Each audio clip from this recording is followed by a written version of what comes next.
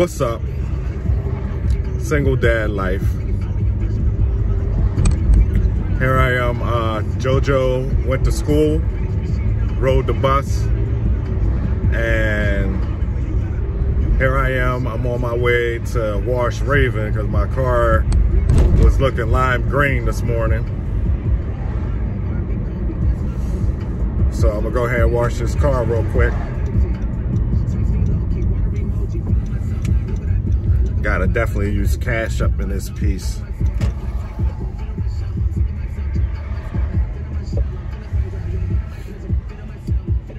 And I'm going through the automatic or whatever because last time I used my credit card here, they still charged me and the shit never came on.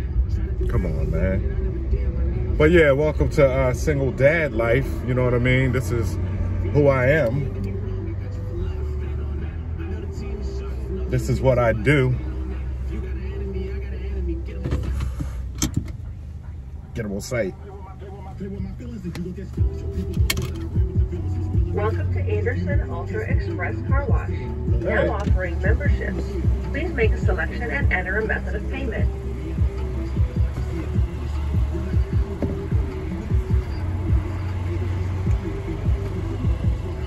Why every time I pull up to get my car washed or do the automatic joint or the ATM or something, I always pull far enough, like I'm 6'5" or something. And I'm not short either, y'all. I'm just not 6'5". For those who don't like short people or whatever, you know what I'm saying? Not that I give a shit.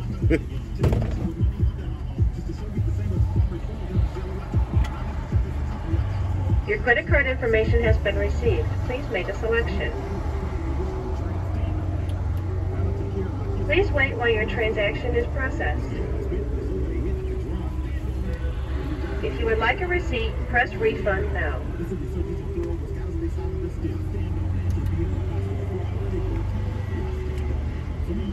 Thank you for choosing Anderson Ultra Express Car Wash. To start your wash, slowly drive forward. Yes, ma'am.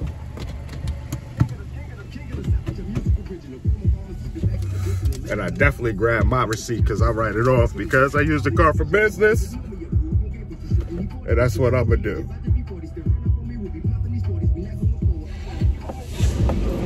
Like I told y'all, if you don't like the single dad life, the real shit, stay the hell away from it. Get off my page or whatever, you know what I mean? You don't have to follow.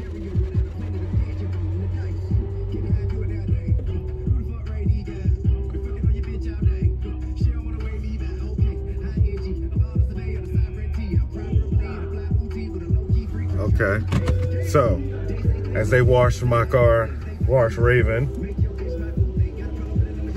I guess I go ahead and talk to y'all. Like I said, single dad life is basically based on us single fathers out there doing their thing, no matter what it takes. And like I said, through this series and everything, you're gonna learn a lot about me, who I am, and why I do what I do, and what keeps me going, you know what I mean? Some of the dumb shit I did. I mean, everybody's made mistakes and all that stuff. You know, that's one thing they say. People make mistakes and all that stuff, and people deserve a second chance and everything like that. I get it. And yet they say nobody's perfect. So doesn't that mean we're going to make more than one mistake in our life and everything? You know, I would believe so. But the point I'm making is, as long as you learn from them mistakes, then you're good. I made plenty of mistakes, like seriously. I mean, I've rushed into relationships. That was one of my biggest mistakes right there, you know, rushing into relationships. You know what I mean? But who am I to say how long it takes to feel someone and all that? And then I had my own issues to kind of deal with. You know, like I didn't realize that I suffer from anxiety and depression and all that stuff. So now I take medicine for and all that. And of course I had bad nerves. Oh man, nervous. and all that stuff. Yeah, like I shake a little bit. You know, everybody has their flaws. They're like, oh, Aaron, you're handsome, this, that, and the third. You're all right. No, I have my flaws as well, and I'm not afraid to admit my flaws. That's one thing about me. So that's another reason for the marijuana. You know what I mean? You guys think that, hey, I might smoke it. Oh my gosh, Aaron's getting high on this stuff or whatever. No, not at all. That's to keep me even, my Libra scales balanced, believe me, and to calm my anxiety down. Yes, I do suffer from depression. Matter of fact, let me turn that down. I do suffer from depression. Like I said, y'all don't know how many times I had to talk myself out of ending it. You know what I mean? I've attempted suicide probably about 5 times, if not more. Was right there, and just like my brain wouldn't let me do it. I really felt as though the one time I was actually gonna do it, when I didn't have Josiah or Tatiana in my life, and I was going through a bunch of bullshit that I feel as though I shouldn't have been going through at all. And you'll learn more about that as the series goes on. But like, it was like, I was ready to do it. I was done. I was done with everything. I was done with everyone. I didn't trust anybody. It seemed like everything was lined up against me. You know, I had this business going and started. It was right before the pandemic, you know, Christmas 2019, you know, not having my kids there. And I've had them the whole time, you know what I mean? Their whole entire life. You know, Tatiana, she'll be 23 in June. I had her since she left the hospital. And I did not find out that I had a daughter on the way until about a day or 2 before she was born. And to make matters even worse, I was 20 years old and I worked at Saks Fifth Avenue in Aberdeen, Maryland. And I quit my job that Monday. That Tuesday evening, I found out that I had a baby on the way. And Tatiana was born June 4th. Now at the time, you know, her mother was giving her up for adoption. That's why they found me, because her mother was giving her up for adoption because she said she couldn't take care of her and everything. She had 2 other kids, all this, you know, which I should have known. But I was young. You know what I mean? Getting some ass, oh my gosh, you know. And so as I thought about it, the lady was like, yeah, social worker in Bel Air, Maryland, came down with my mom, which we never had that great relationship, but we'll get into that another time. But her and my sister were at my door as I was sitting in the house smoking with my stepdad, Johnny, God rest his soul, John Brown. And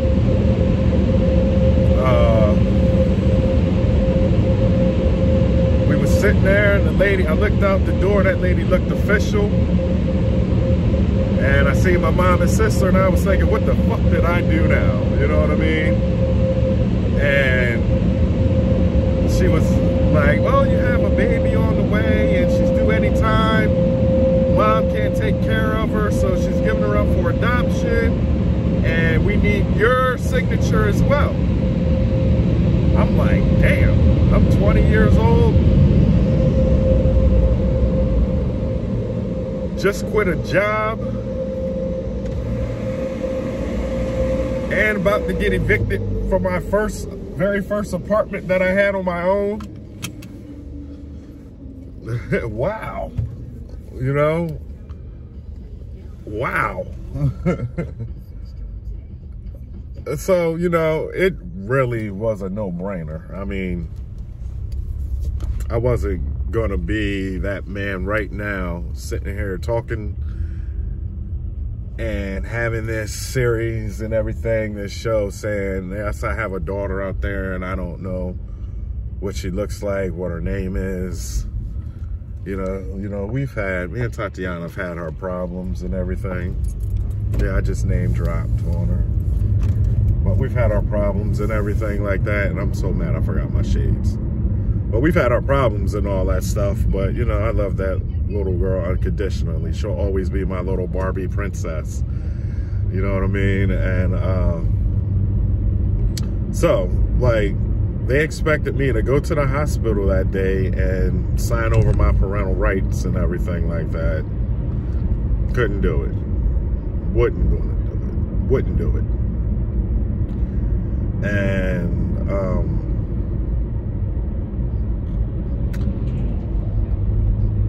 it's crazy because as I went and looked at her, like, she was sleeping the whole time. I never forget, she was sleeping the whole time. And when I stood over top of her, she opened her eyes and just was looking at me. And it was like that look like it will be okay. And it brought like a whole different feeling over my body, you know what I mean? It's just it's hard to explain that feeling to those who don't have kids and everything, but it was an amazing feeling. And I just won't forget it. So,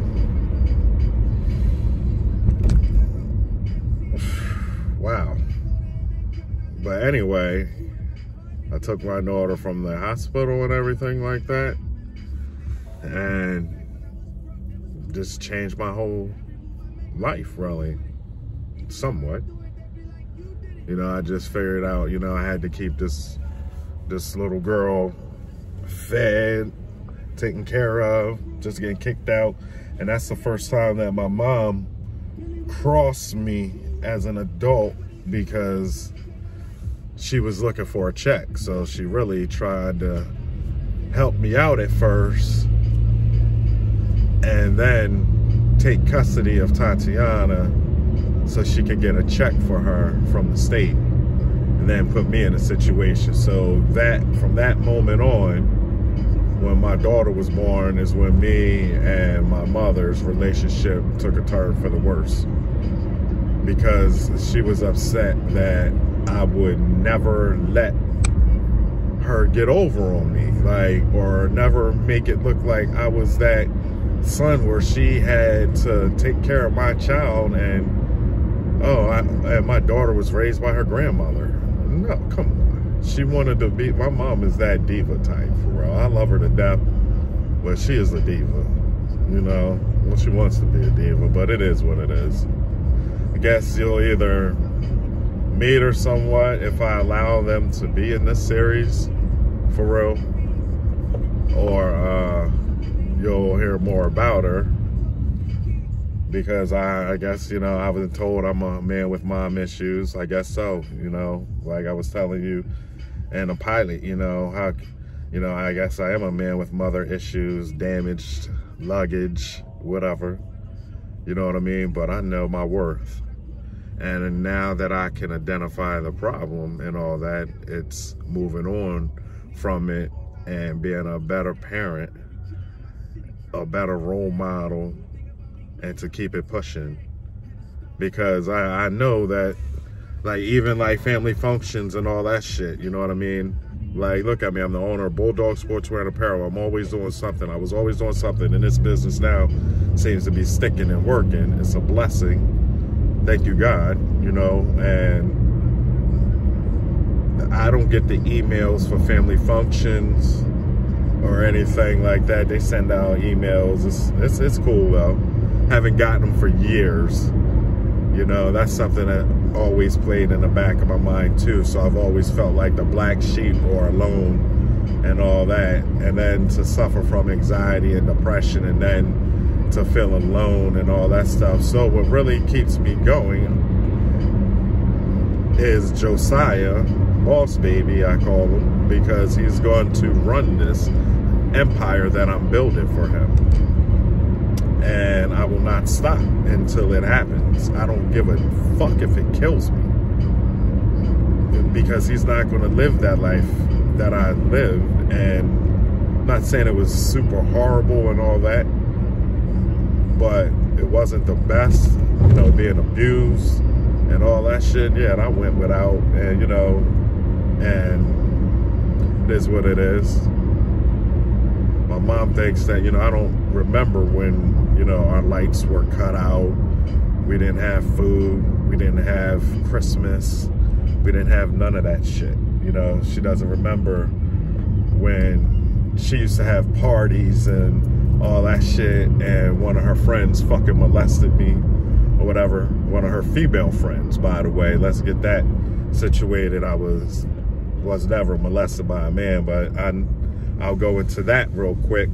Like, seriously, like, I never forget, my mom had a party because she was a partier, man. Like, seriously, like, I never forget these parties. I'm about 5 years old.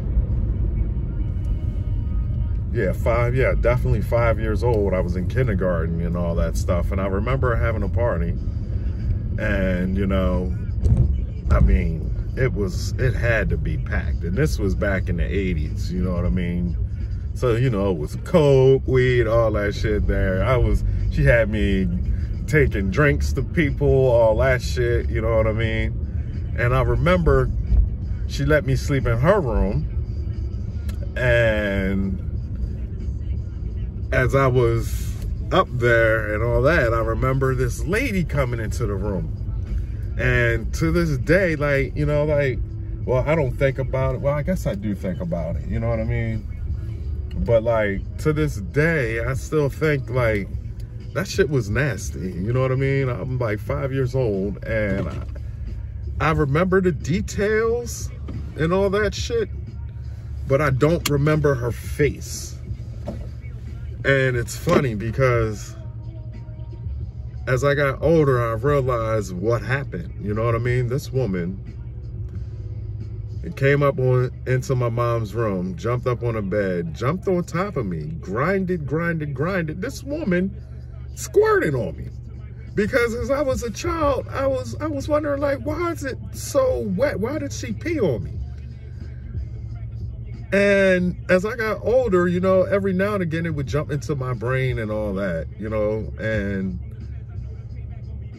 go from there. It would really jump into my head, you know? And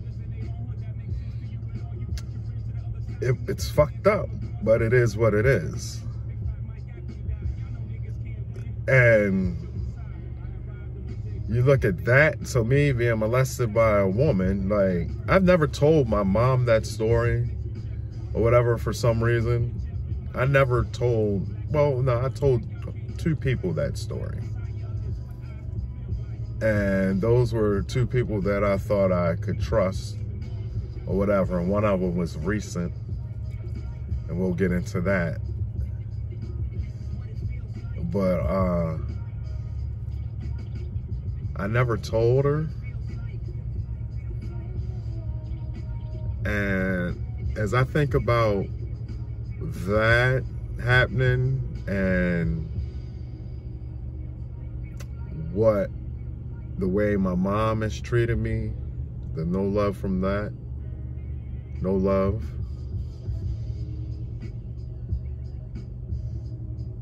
And to not give a shit about her oldest son for some reason. Even if it's not that, I shouldn't feel as though it is that. Not for my mother. You know what I mean? Regardless, I still love her unconditionally. You know, but like I was saying, this woman actually did that. And for some reason, I remember her body, but I just can't remember her damn face. And that's crazy. That is absolutely crazy. And, you know, it's funny, every time I hear about something like that on the news or something like that, or especially the teacher thing, and all that always, it like pops into my brain. Or every now and again it'll pop into my head or whatever. So as I look at the failed relationships that I've had, went through and experienced, I don't blame all that stuff because I'm a grown-ass man now. But I feel as though it was definitely something that played a major part in relationship after relationship, me rushing into relationships, looking for that love, in search of that love that I never had. And sexually, you know, with women, maybe that's why I am the way I am. You know, I'm not gonna lie. I like it rough sometimes. I don't go out of control or anything like that. But maybe that's why that turns me on. Maybe that's why squirters turn me on. You know what I mean? Like, seriously. Maybe that's it. Hey. So I know I've failed at a lot of things. I wouldn't even really call it failed. Excuse me. I wouldn't even really call it failed. Just lessons in these relationships that I've learned, because now that I'm 43, number one, I look at it all as a blessing. I'm a man that looks at it as the glass is always half full, because I take something from that and be like, oh, okay. Like, oh, I'm not gonna lie, I fucked up. I fucked up a couple times. But then over 40, I realized, you know, I can't do that. So yeah, I definitely put a lot of the blame on me, because now I don't have to let that affect me as an adult. And I didn't have to let that affect me. And I like I was said, I was always told that I don't have to accept the invitation to the party. You know, think about it. You know, when somebody does something or whatever, and it's always the reaction, you don't have to accept the invitation to the party at all. You know, to put yourself in a situation. And I did accept a lot of invitations, been to a lot of parties, obviously. You know, I've done my share of cheating. I've been cheated on, you know, and been caught and caught her. And I take that as a blessing, because number one, I wouldn't even be doing single dad life if I didn't go through the bullshit that I went through. But like I said, I've learned lessons from it. And then suffering from anxiety and depression, I didn't even really realize that until I was about 39. And then I started taking medicine. At first they thought I was bipolar. So you can't put somebody on bipolar medicine that's not bipolar. Ooh, that put me in a rage, I'm telling you. I was, you know, and which was fucked up for the people around me.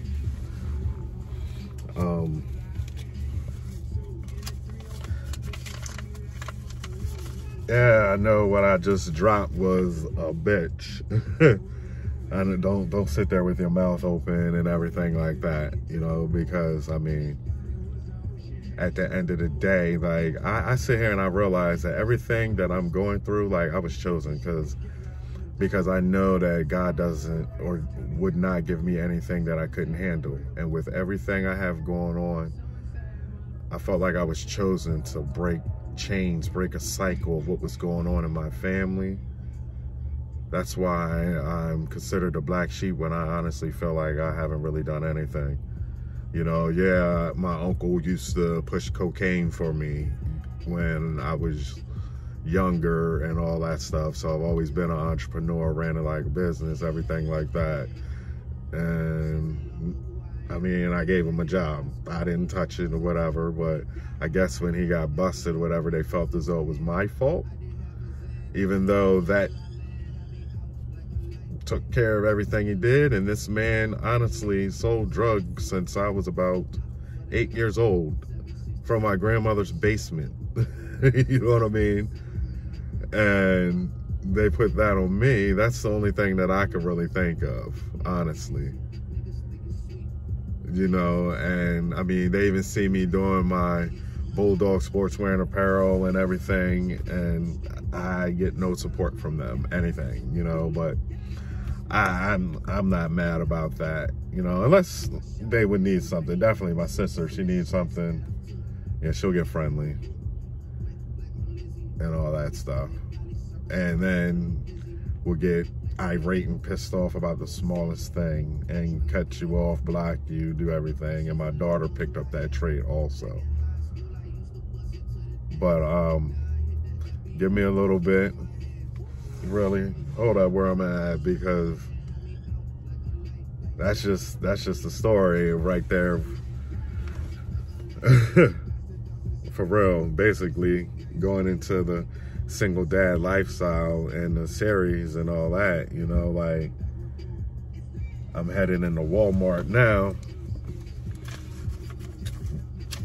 to go ahead and finish my to-do list. I can go ahead, well, I don't scratch it off until I'm done, but I write my goal to-do list and my goal list down as if I already accomplished them. You know, like for instance, I would be like for the store, I grossed over $500 today at the store. You know, I completed, or I sold over 25 burgers from the restaurant today. You know, I would do it like that. You know, I've taken Josiah to school safely, and I made it to the store to open safely and had it ready for customers when it was time to open. You know, things like that. That's how I base them and write them down. But I'm gonna go ahead and head into Wally World, get my list of things that my cook would need at Kingston Jerk when he makes the burgers and everything. He's got an idea of some things, so I'm gonna go ahead and let y'all come along with me. Of course, you gotta mask up like a motherfucker because of COVID.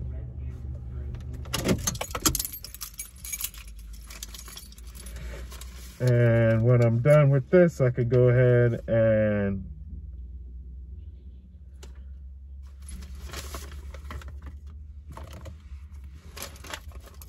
head to the store.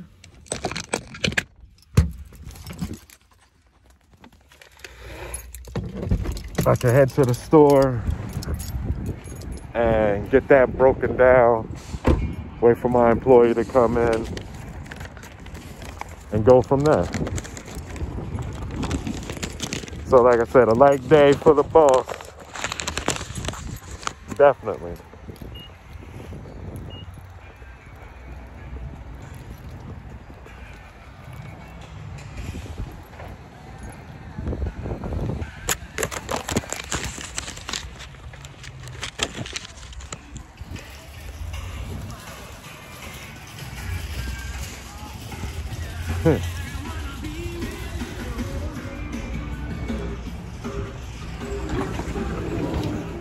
Hey, good morning.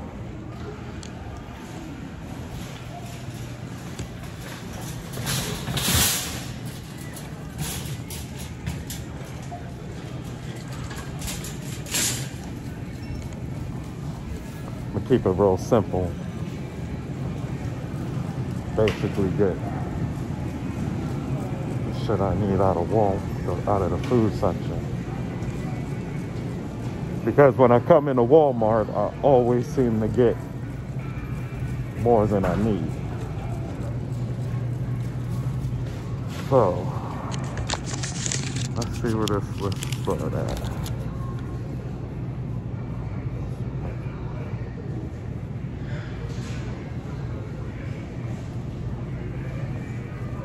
Okay. Butter. So I do gotta walk all the way down here to the end of this damn shit.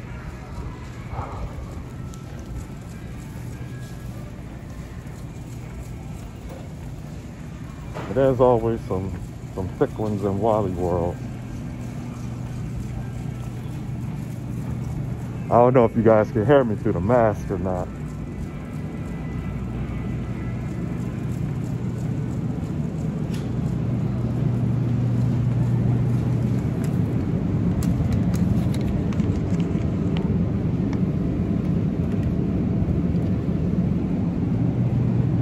We're just gonna get the spray butter. That's for the rolls at the burger restaurant.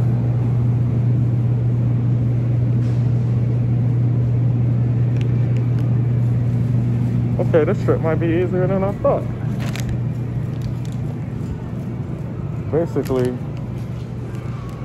Basically a bunch of seasonings. Can live with that.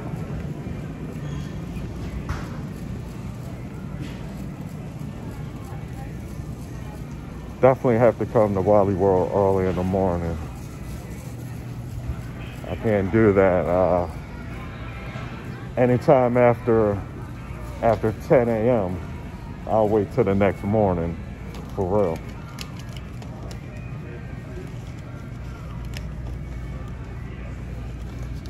I gotta get my Lipton beefy onion soup mix. That's definitely a key ingredient.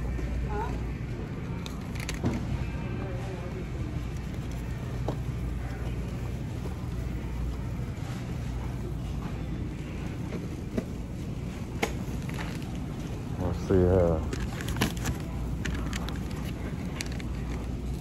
Oops.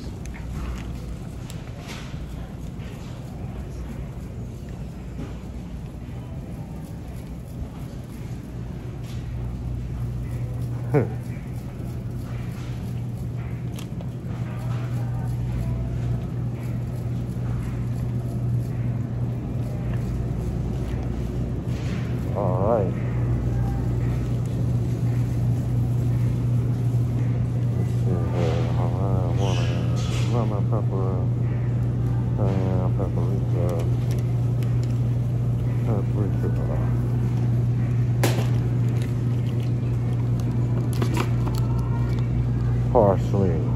parsley. Look, go ahead, Sam, with the roll back.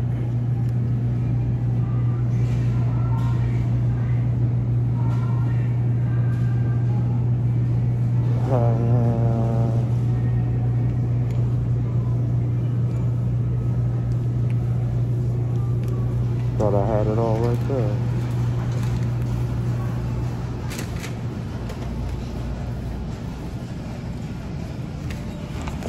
Lemon pepper.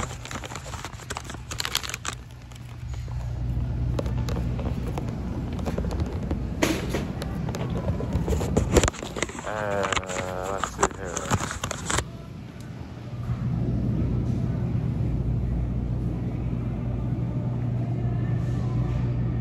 Cayenne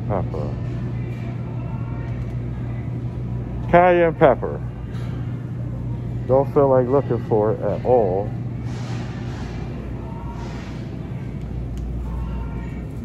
Sorry, man.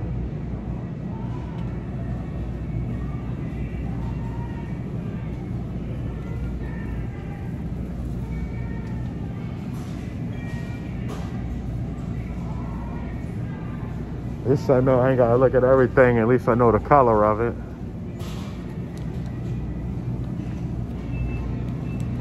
All right, we've already made it through a half an hour of single dad life. You know, I'm loving it.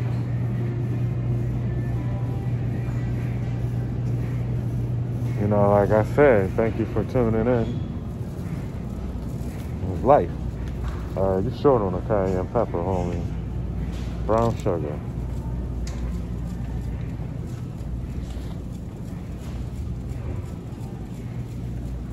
Got a bourbon burger that my man's dropping. So he wants.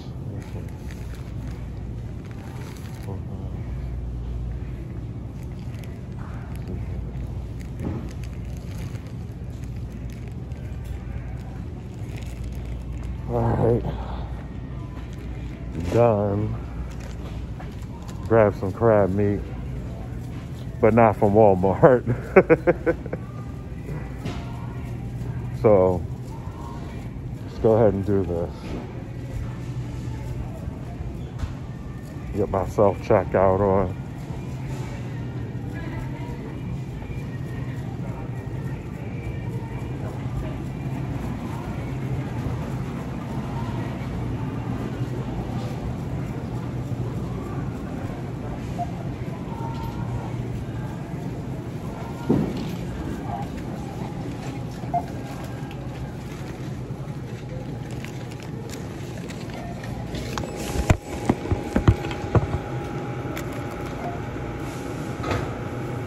Got that list almost done.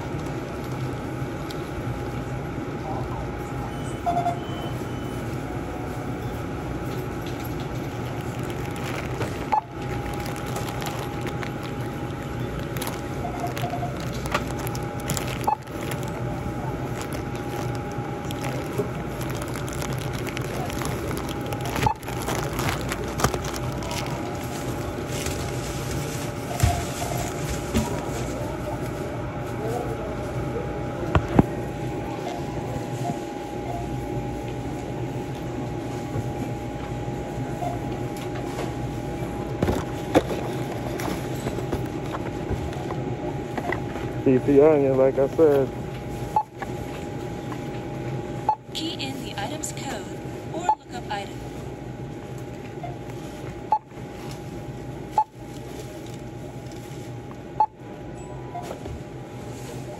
Key in the item's code or look up item.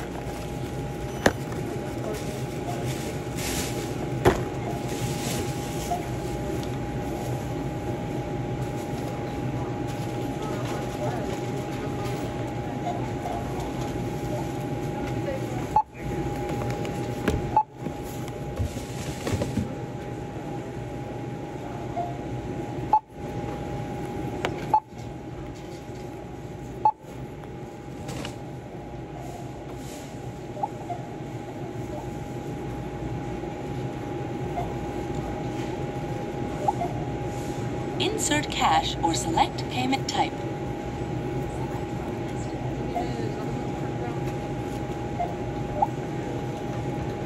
Use PIN pad to complete transaction.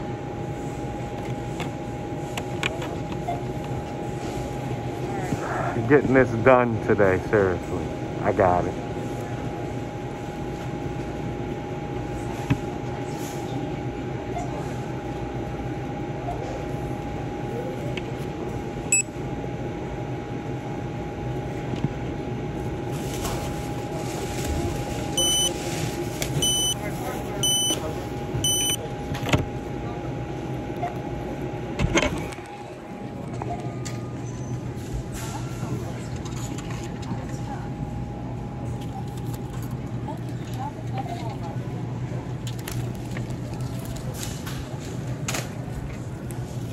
So I'm gonna go ahead and knock that out. That's done. Keep that receipt and of course write it off. You do the same, dear.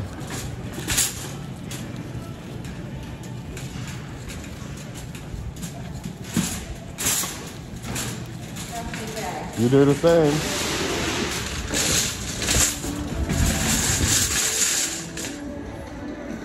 Woo! Come out of that.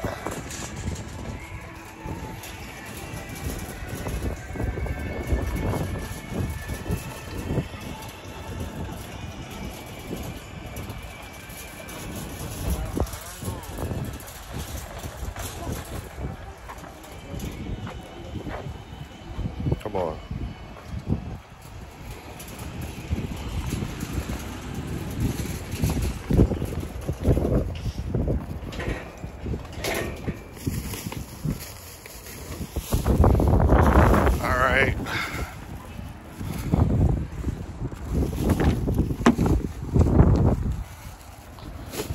Raven's nice and clean now. She's not all green. Back to being silver.